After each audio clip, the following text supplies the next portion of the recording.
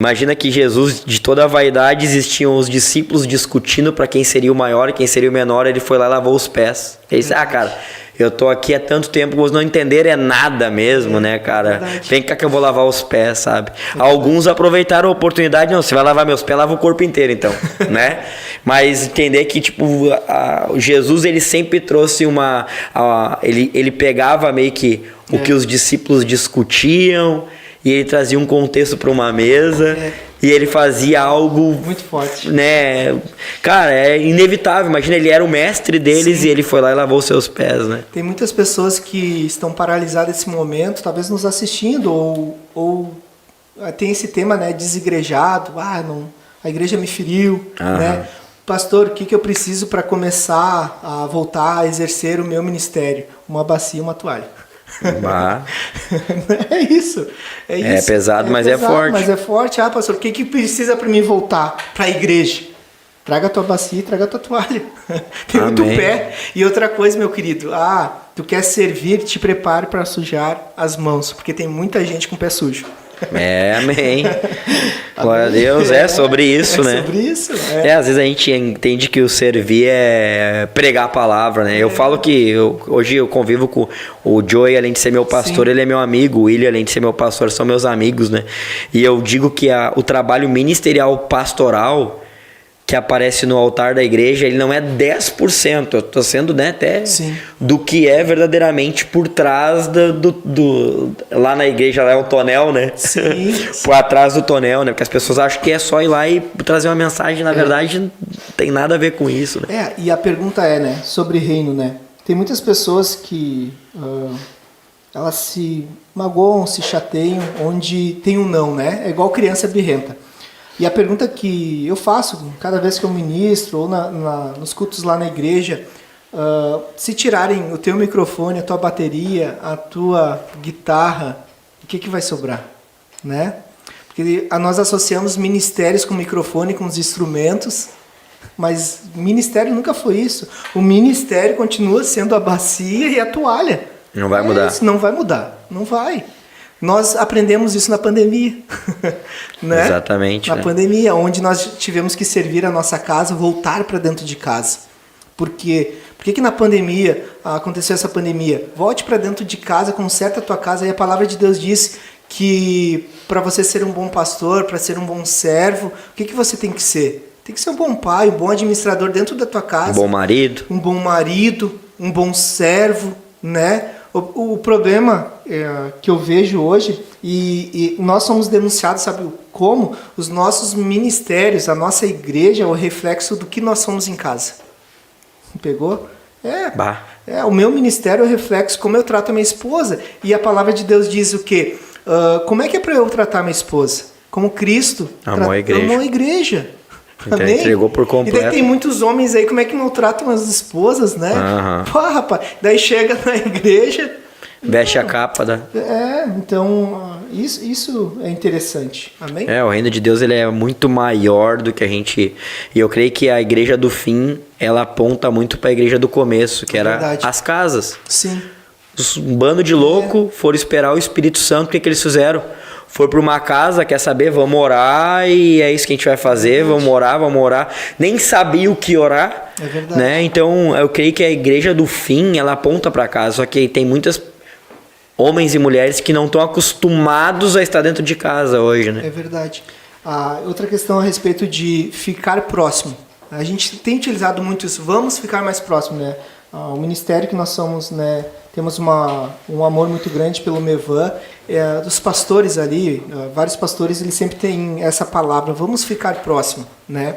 E isso é reino de Deus. Hoje nós estamos próximos. Amém. A cidade de Guaíba, nós declaramos que tem que ficar mais próximo. Os pastores têm que ficar mais próximos, se preocupar uns com os outros, cuidar uns dos outros. Vamos interceder uns pelos outros. Vamos levantar eventos sem placas nessa cidade. Tão bonito, imagina, ir para a rotatória e ninguém saber quem é que está ali. Eu disse, eu não sei se é Assembleia, não sei se é Grace, não sei se é Bola de Neve. Então todo mundo reunido orando pela nossa cidade, declarando que Jesus é rei nessa cidade. Amém? E isso é muito forte, né? A gente tem falado sobre isso. Eu tive um sonho, né? Há uns 3, 4 anos atrás eu tive um sonho. porque eu comecei a questionar Deus por que existia tanta placa de igreja, sabe? Por que existia tanto ministério, né?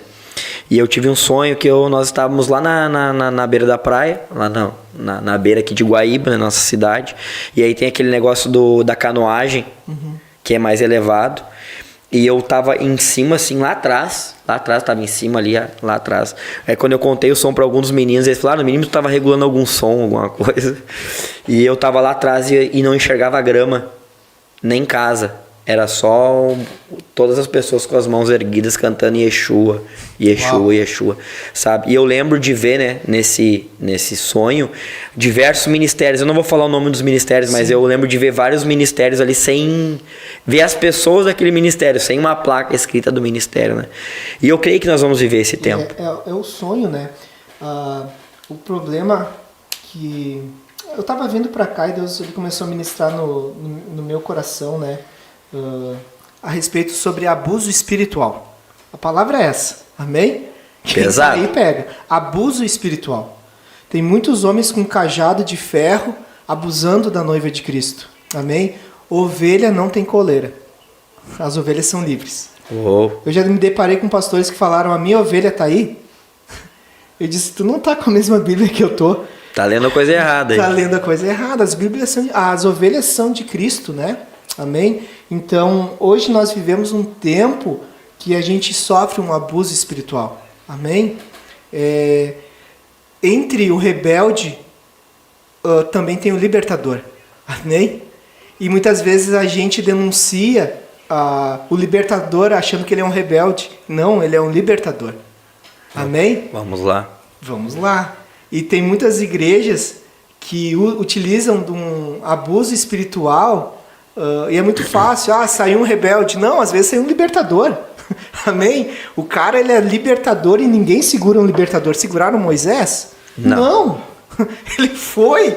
E outra coisa, é tão interessante que Moisés, quando Deus falou, vai lá e vai falar com o faraó, e o libertador ele tem essa pegada. Deus falou assim, vai lá falar com o faraó. Ele disse, eu sou duro nas palavras, como é que eu vou falar, não sei o que, né? E daí Deus ainda para ajudar, não te preocupa que eu vou endurecer mais o coração de faraó.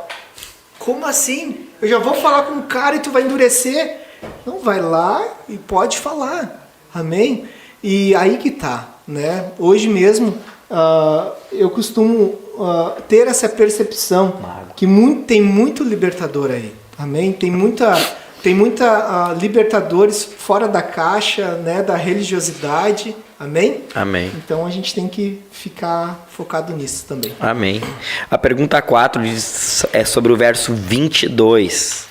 Né? A criação gemendo e tendo dores de parto. Né? Paulo ele fala 2 vezes a dores de parto. Né? Uma, né, aí e a outra em Gálatas 4,19, né, que ele diz... Meus filhos, novamente estou sofrendo dores de parto por sua causa. Sabe, até que Cristo seja formado em vocês. Cara, eu vejo uma necessidade hoje da gente, né, entender porque a criação, né, está gemendo e tendo dores de parto.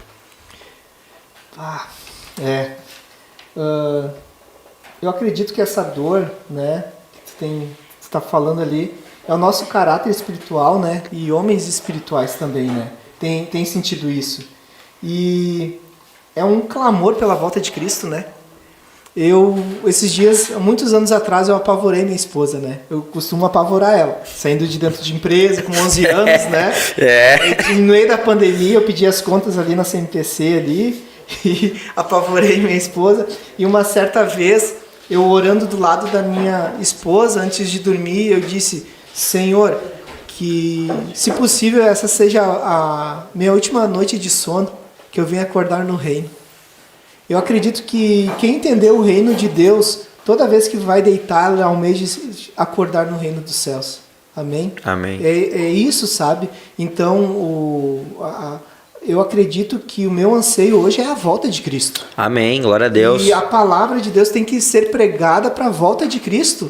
Sempre. Né? Ide, preparei o caminho, a gente está aqui preparando o caminho para a volta dele, ele vai voltar. Nunca se viu, né, as dores, isso tudo, depois nós vamos entrar mais para frente. A gente vê, a natureza está clamando, amém? Os cachorros estão clamando, os seres estão clamando, e nós estamos clamando sim pela volta de Cristo. Eu clamo, eu não tenho nenhuma noite, meu querido, que eu deite, eu não me preocupo em acordar amanhã. Às vezes eu acordo, eu vou deitar com um problema já pensando, Senhora, que eu nem preciso resolver esse problema porque eu vou estar na glória, e sonhar que eu tô, né? E a minha esposa disse, mas será que os meninos já aceitaram Cristo, não sei o quê? Eles aceitaram em nome de Jesus, né? Amém, amém. Eu converso com a minha esposa também, nós falávamos sobre reino, né, de Deus. E uma vez, Deus ministrou isso no meu coração porque eu sofri muito por uma pessoa, né? Eu levei essa pessoa 4 vezes para um centro de reabilitação, só eu, né? Orei com ela várias vezes, né, investi bastante tempo na vida dela. E essa pessoa acabou falecendo, acabou, né, morrendo aí de um jeito trágico. E aí eu disse, eu sofri, né, com Deus, né, eu e Deus, eu disse, Senhor, será que o que faltou, né, eu fazer e tal? E Deus ministrou no meu coração a respeito, cara, o que o João Batista fazia? Ele foi pro deserto, anunciou o caminho. O que Jesus fazia? Ele ficou abraçando as pessoas e acorrentando perto dele? Não. A palavra vai falar que João Batista olhou para ele e disse, eis o Cordeiro Santo que tira o pecado do mundo. 2 discípulos que estavam com João Batista foram ver Jesus, aonde tu mora? Aí Jesus olhou para ele e disse, cara, quer saber de mim? Vem e me segue. Não obrigou ninguém a seguir ele, sabe? Tem outra passagem que Jesus ele vai falar sobre a crucificação. Ele diz, cara, tu quer vir? Pegue tua cruz e siga-me. Entendeu? Então, às vezes a gente traz essa preocupação do reino para dentro de nós e lógico que a gente se importa com as pessoas, a gente quer que todo mundo vá pro céu com nós, a gente espera ver os nossos lá, os nossos que a gente fala é todos, eu espero ver o Senhor lá. Eu não tô falando de congregação, eu falo do reino de Deus, sabe? Eu quero ver minha sogra também. Sabe? Minha sogra tá aqui ainda, né? Mas, sabe? Então, entender de fato que o reino de Deus a gente vai chegar lá e não vai ter placa, não vai ter lugar nenhum, a gente vai estar lá como filhos de Deus. Entender que a gente está aqui para preparar um caminho. Cara, a gente tem que sofrer pelo nosso irmão que ainda não aceitou Jesus, aqui como o Paulo está dizendo sobre sentir dor de parto. Cara, amém. Mas entender que estamos sentindo a dor não é o fato de tu acorrentar essa pessoa e querer tirá-la dessa dor. Por quê? Porque não cabe a nós, né? O nosso papel é dar um bom testemunho, o nosso papel é convidar para ir num culto. É verdade. Mas é longe da minha casa, tu mora onde? Eu moro no Portão da Alegria. Lá tá, cara, tem a Onda Livre lá, que é do pastor Robson, chega lá, sabe, entendeu? Por quê? Porque o reino, ele precisa andar em movimento o tempo todo, aguardando e ansiando a volta de um Cristo, né, cara? E a gente vê uma carência na criatura, né? A criatura, ela nunca teve tão carente. Pessoas carentes. Porque realmente a gente quebra uma pessoa quando a gente diz que ama ela. Ela nem está esperando, né? Eu sinto isso, que a gente vive um tempo onde as pessoas realmente estão carentes. Elas almejam, eu nunca vi um desejo tão grande, e eu não tenho esse tempo todo, meu querido. Eu não tenho espírito de adivinhação, que às vezes a igreja espera que o pastor tenha espírito de adivinhação, e a gente sabe que isso está em outra religião, não está em nossa.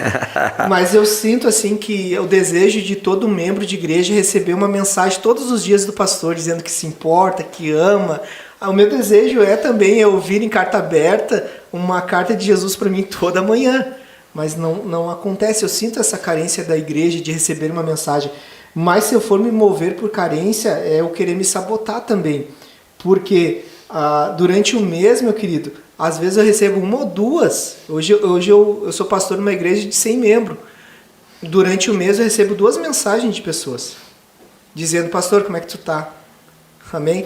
Eu não sou um pastor integral financeiramente, eu sou integral em tempo, em espírito, né? Mas eu tenho que trabalhar, tenho a minha empresa, tá tudo certo. Mas se eu for me mover pela carência, eu sou paralisado. Amém? A carência paralisa.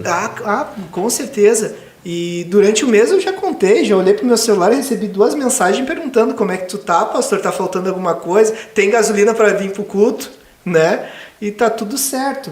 Mas nós sentimos sim uma carência muito grande, mas eu acredito que é falta de relacionamento também. É se relacionar com o Pai e saber quem tu é. Né? Depois nós vamos entrar mais para a palavra. Fala sobre adoção, né? Deus nos adotou.